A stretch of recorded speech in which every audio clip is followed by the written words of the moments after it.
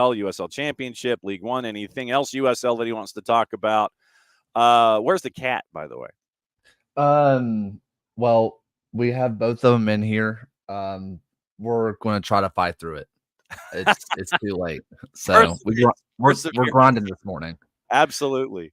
We were you and I always go back and forth on social media and stuff like that in between your visits. And the break glass visit that we had last time involving coaching vacancies in Major League Soccer and who might be called up from USL Championship, who's ready for these kinds of things. When it comes to hot seats and who might be able to jump to the next level, whether through good or bad, since we last talked, have things changed in your mind in any locations other than Wilmer Cabrera being newly employed and finally catching something of a rhythm in El Paso? What's going on in the coaching front in the USLness? Hard not to mention Morten Carlson, who gets a move from Orange County to the first tier of Denmark. He's taking on a newly promoted side, and so he's leaving Orange County immediately to go out there. So, that's our first big promotion of the year. If you don't count the preseason had a lot of moving and shaking, and that's just how that goes. Morten Carlson, I think it's the one that you kind of have to look at. You kind of have to say, yep, that's a big deal. Yep, he got his promotion. That's awesome. If we're going to look at hot seats, we had already laid out that El Paso was in a super hot seat. That one seemed like a layup. Other than that, I kind of get the feeling that everybody is safe because we have people who we're looking at different kinds of interim jobs, right? Like we have people who there's going to be replacements, but it's not because they're fired. It's because they're already interims. Yeah. Everybody else has like a long-term vision. Even Miami, where you look at where they are and say that's not very good, this is also very much by design. They brought them in to take on these kids. I mean, this is a young group, and that's what they want to do. They want to build a group around that. It's hard for me to find a true hot seat. I'm sure somebody's going to get fired, and we'll say in hindsight that makes a lot of sense. But right now, it's hard for me to find one. God bless stability, or at least stable thought when it comes to have your coach do things at the halfway point of the season.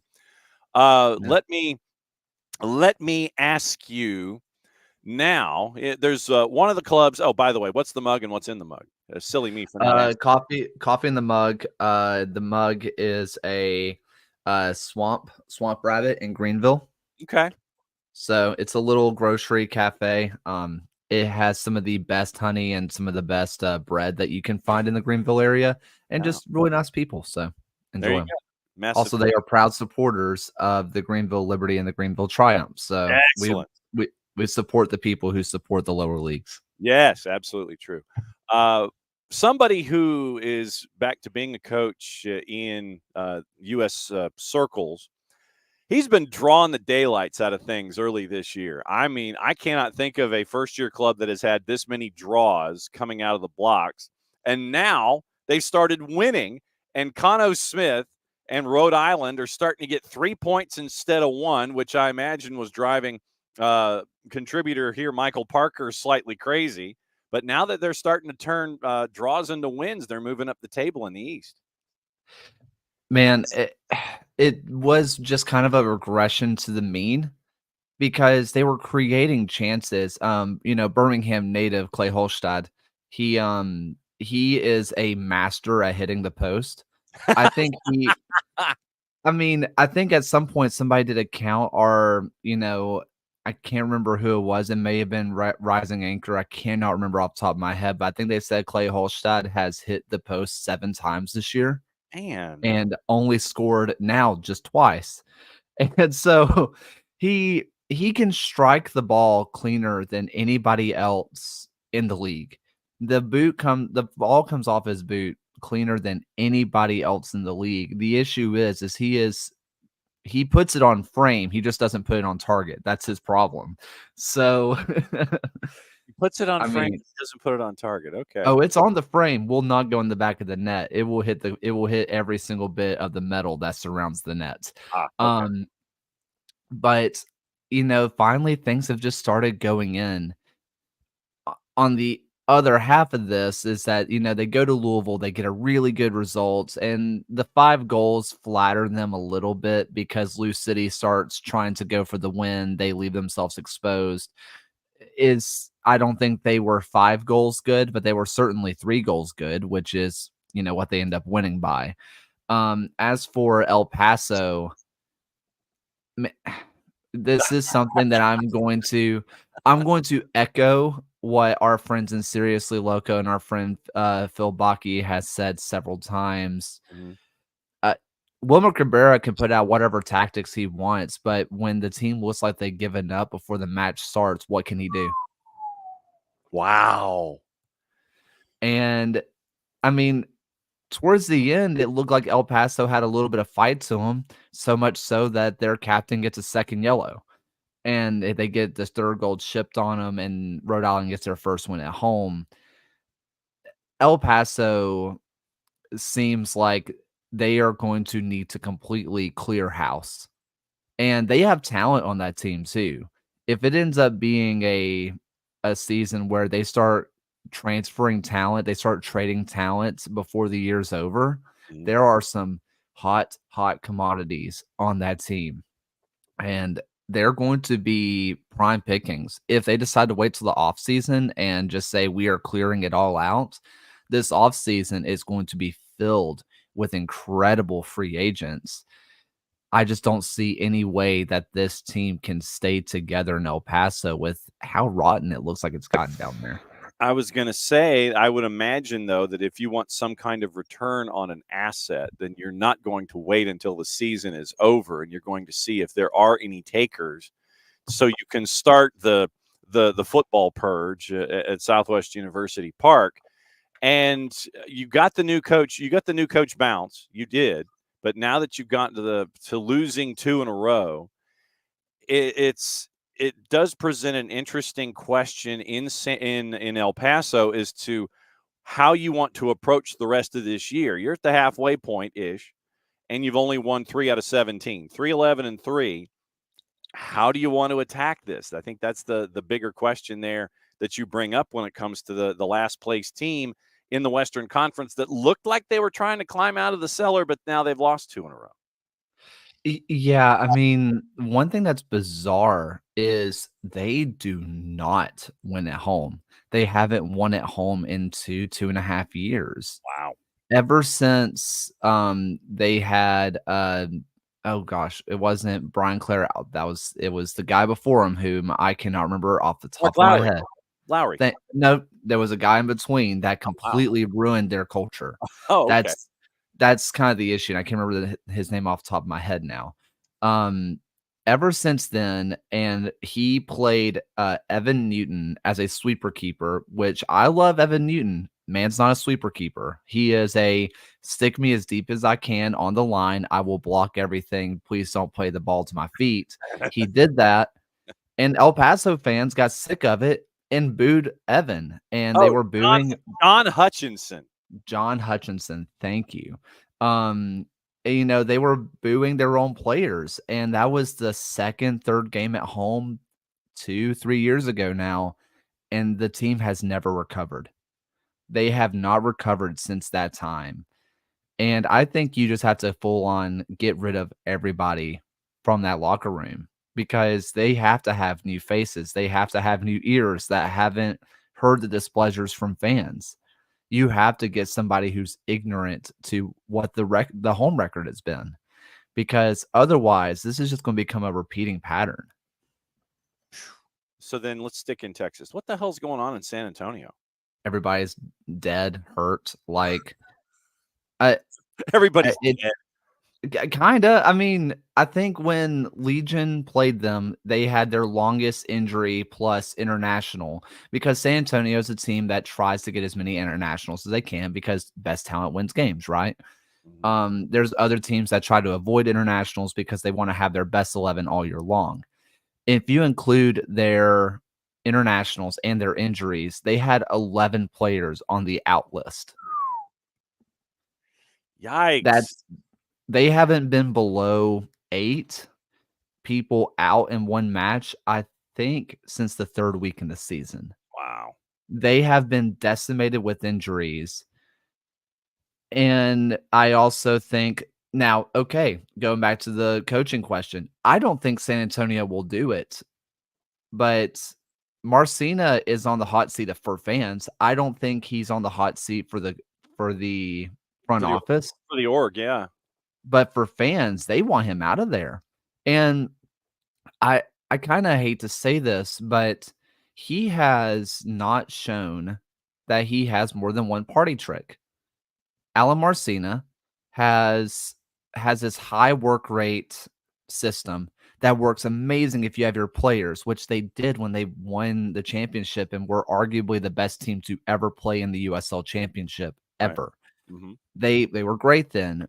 Players retire, players move away, players get moves up to MLS because they were great, right? Yep. They don't have those players anymore, and everybody's falling apart, and they don't have the same mindset. They are still sitting back, conceding all this possession because they want to be this counterattacking team, and they don't have anybody that can counterattack. They barely have people that can fully defend. I was going to say, they barely have people who can function, apparently, health-wise. When they came to Birmingham, I think of their people that were on the bench, I think 4 of them were academy products. Yeah, understandable. And they weren't going to get to play because why would they, right? They're not ready, but they have to fill out more than 3 people on the bench. And so Alan Marcina has not shown me that he can do anything to change to win matches. And when they were hot, they would change throughout the games and be like, oh, now we want to dominate possession. Mm-hmm. But that was when they had one of the greatest rosters that we have seen. They don't have that anymore. He doesn't have another card. He doesn't have something else he can play. He doesn't have another hand. He sticks to what he has. It's not winning. Yes, injuries aside, he's not getting the best out of the players he has.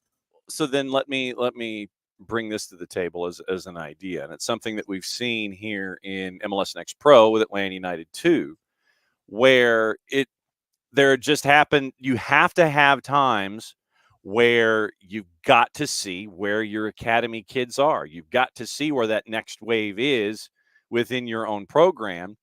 And sometimes throwing those kids into the fire to see where they are, and at the same time make sure that they understand that this is not just something where, I'm throwing you into the deep end and there's no life preserver and I'm walking away from the pool.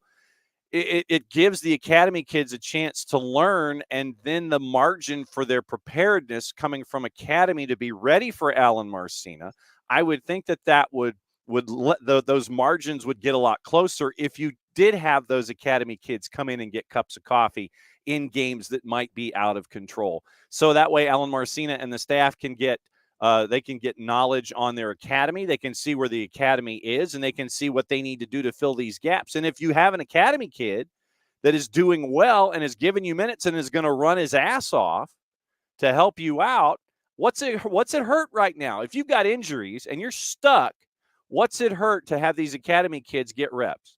Look at Jose Gallegos, who was a San Antonio product, who's I think in Denmark, actually, funny enough, and he's playing in the first or second tier there. Like, he's got his move to Europe. Look at teams like Orange County, Louisville City.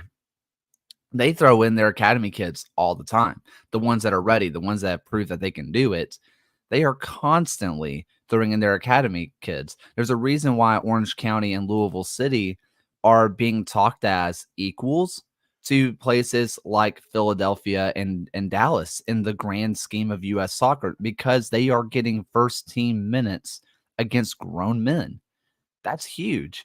And even if those players aren't going on to be U.S. men's national team or Mexican national team, they're still going to be starters for your team in MLS or going to be starters for your team in Europe.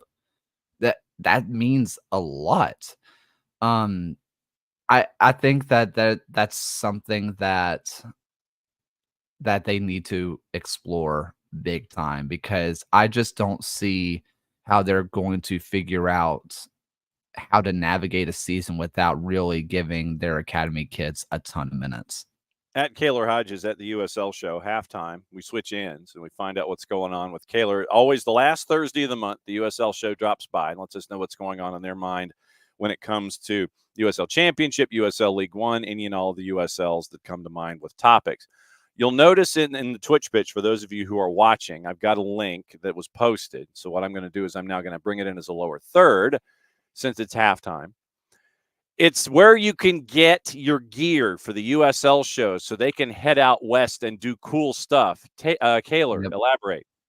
Yeah, so the very first thing, we have a USL Show scarf, $25.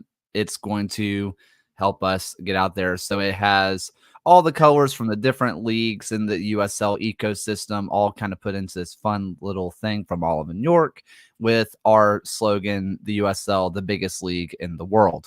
So don't ever forget it. So that is out there. If you want something to decorate your wall with, or if you are going to a US Open Cup match where a USL team is playing an MLS squad, you can hang that right above your head, SEC style, because it just means more here in the USL. Yeah.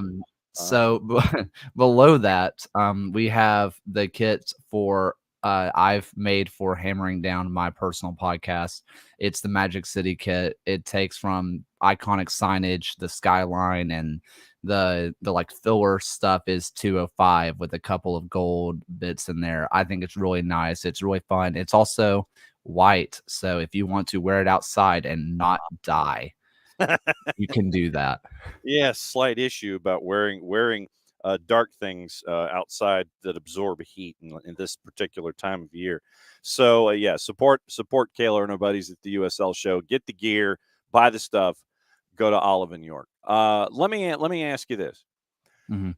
I was looking at the Western Conference just in general, and Yep. when you have 9 teams separated by 6 points, basically taking you from third to next to last, is it as crazy and stupid as it looks in the West right now? Yes. I mean, we say it every single time we come on. Again, Phil Bucky has written about it several times. The West is just a straight up simulation. None of it's real. None of it exists. I mean, Las Vegas is a real contender for the playoffs. They're a really good team. You look at Oakland, who, they're finally playing Dom Dwyer. He's starting to look solid. Just yesterday, the Roots were sitting as high as third. They're now in sixth, because why not? They have they didn't even play yesterday, and that's just kind of what's happened. You know, we have a lot of moving pieces. Um, I think that there are contenders and pretenders in here Mhm. that are in that little area, but I think there's a lot more contenders in there. I think that the West is legitimately, what is it, like they are 10 deep. I think you have 10 teams in there that can legitimately push your New Mexicos and your Sacramentos to win the West. So a Tulsa could push a Sacramento or a New Mexico, you think? They're a pretender. Okay.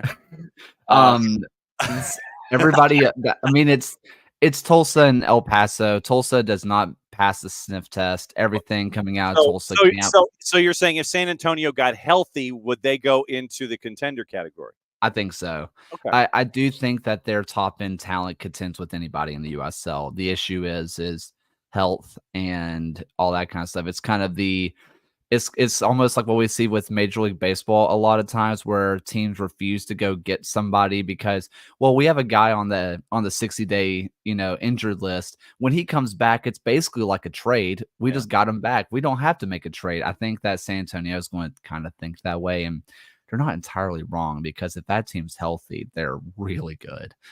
So San Antonio is like the Vegas Golden Knights of USL Championship, where you have a Mark Stone or a Jack Eichel that's buried because of a long-term injury, but when you get healthy, it's just kind of like a trade, and then you bring in somebody new. All right, so you think San Antonio is above Tulsa in the contender category if they get healthy. You've mentioned Vegas. Then that leaves us with 6 teams separated by 2 points. Oakland, Monterey Bay, Memphis 901, Phoenix, Colorado Springs. And so what the heck happened with Colorado Springs? They got off to such an awful start, and they have turned it around to where they're at 500. They're in that gaggle of folks. Right now they're 7th at 21 points, and they had a 4-match unbeaten string snap last time out. What got into Colorado Springs? Malik Foster being arguably one of the best forwards in the league. Malik Foster, their right winger, he was very close to making our USL show best 11, mid-season best 11. And to be honest, the only reason he didn't make it was because you can't ignore the stats of Nick Marcanic. But if you look at the film, Malik Foster's been better. The film for Malik Foster is stunning this year. Just in general, this Colorado Springs team is just really well coached. This is the same conversation we're having with New Mexico, where the names don't look great, but names have to start somewhere, right? Names don't just come into the league as names. They have to be formed. They have to do something. And New Mexico and Colorado Springs feel like they have found something. They found talent that was overlooked, and they have good coaching on top of it. And I've really enjoyed it. They are just playing really good team soccer. Who else is on at the USL show half season starting 11? Who else is on that all-star squad? I will have to pull it up real fast to tell you. Go ahead and filibuster. Go ahead and filibuster. Yeah, basically there's a lot of fun just film things. There's a couple of players that several of us fought for, but we couldn't ignore the stats of other people. So in the back, we had Danny Vitiello for Sacramento. On the left back side, so we're going to go left to right, we have Aiden Stanley, who is leading the league in assists at left back. We had Guillen from Tampa Bay at center back. Benafemu, who is now in the 11, formerly of Miami of this year, came on really hot. Turnbull is on the right back side for Rhode Island. Sitting in as a CDM is going to be Aaron Malloy, arguably the best player in the league. Yeah. Easy. We have 2 central midfielders, Elijah Winder of Louisville City, who has been absolutely stunning. And then we have Hernandez, who is of San Antonio, who, again, has just been absolutely brilliant this year. Sitting in as a central attacking midfielder, we have Bruno Lapa of Memphis 901, and our 2 strikers, Nick Marcanic and Wilson Harris. Marcanic of Charleston Battery and Harris of Louisville City. And our manager thus far has been Eric Quill of New Mexico. Where's Marlon, man? So that was a real conversation for us because Marlon Santos has been really, really good, but our kind of conversation was, if you watch the film, the person that starts the chances for Marlon has been Bruno Lapa. We think that a lot of Marlon's success comes from Lapa, and also that right wing side has been just an absolute slog this year. It's legitimately 5 players deep that you could throw into a best 11. Meanwhile, the left wing side, there's kind of no one. The left wing side is not, it's very weak this year, which is bizarre. And so we ended up not having a left winger in the team. We were like, no one deserved it, but Marlon was a very strong conversation. I was going to say, I mean, if no one deserves it, then just stack it, sideways a little bit. If no one on the left wing deserves it from you guys, why should you put a left winger in? Just stack it with right wingers and points of the spear. We went full on. We went full on Mark Lowry, and we did a 4-4-2 diamond because There you obviously go. that's just the way we are. There you go. I mean, there's nothing, dude. There's absolutely nothing wrong with that. The best 11 is the best 11, and if no one on the left is any part of the best 11, then why worry about it? Yeah, So we've been spending a lot of time in the Western Conference. Let's talk about the sure. East before you get out of here. We have talked about Rhode Island. Hartford has won more games so far this year than they have in recent memory. What the heck's going on with Pittsburgh? I'm again, baseball brain. This is who I am. Uh-huh. They have been the Tampa Bay Rays for a long time, where they try to work on a budget and say Bob Lilly can get the best of them, and it's kind of finally caught up to them. Their cheapness has caught up. I don't think that Bob Lilly has done anything wrong. I think he's legitimately doing the best he can with the players he has. In our last episode of the USL show, we have started a phone line where you can call in, leave voicemails. Really fun. One of the things was biggest shocks, and people Are you sure that it can be really fun? I screened these beforehand, so Thank you. yeah. Not a complete live reaction. Yes. But one of the people in our Twitch pitch for ourselves has said Pittsburgh's a shock, and all of us kind of said we've been calling for the demise of Pittsburgh forever now. That to the point that we're not shocked it's finally happening. Yeah. They just have no one you can really believe in, and Wow. that sucks. Like Robbie Mertz, Love Robbie Mertz. I love Robbie Mertz. I think he is an absolutely stunningly good player. Danny Griffin is still one of the best players in the league. Keziah Sterling is legitimately one of the best strikers to grace the USL. Mhm. But outside that, you're kind of looking at EJ Johnson saying, do something for us. Canardo Forbes, still good, but not who he used to be. And at that point, you're just trying to convince yourself. Okay. Like I named 4 people and 2 of them were me saying, "Eh." Okay. It it's just kind of how it is this year. They they overstepped how cheap they can be. Charleston only has 3 points in their last 5 matches. They've kind of stumbled a little bit. They've got a lot of draws on the board. They've still only lost twice in 16. They lead that second group of Indy 11, who's going to be dangerous. I don't care who anybody, it's Indy 11. No, they're going to be dangerous for the entire season. Tampa, we talked about Tampa. We know that Sunrise is in the East. It comes through your curtain window, and Tampa is going to be strong no matter what. Lou City, to me, obviously number 1 in the East. Is anyone going to stop Lou City by the time we're talking about things in the Eastern Conference? Tampa Bay, I mean, they just beat them. Like they have proved Tampa Bay, I think, has proved to be the best team in the league right now. Okay. I think New Mexico is close behind them. But Tampa Bay has proved to be there. When we're talking about points, points on the table is points on the table. The East is probably still going to go through Louisville City. Yeah. But if you're talking about form and just how good the team is, Tampa Bay is going to be heavy favorites. Okay. One more time. Here's the link. Go to Olive and York, support the USL show, get the scarf, get the jersey, send them out west. What's the latest on that? What's the timetables? So it's going to be July 21st. We are going to be on the field for Sacramento versus Oakland. Okay. We're having a real blast with the people at Oakland. They're great. And we have a lot of fun plans in the work for that. A lot of fun guests that we're planning to have on.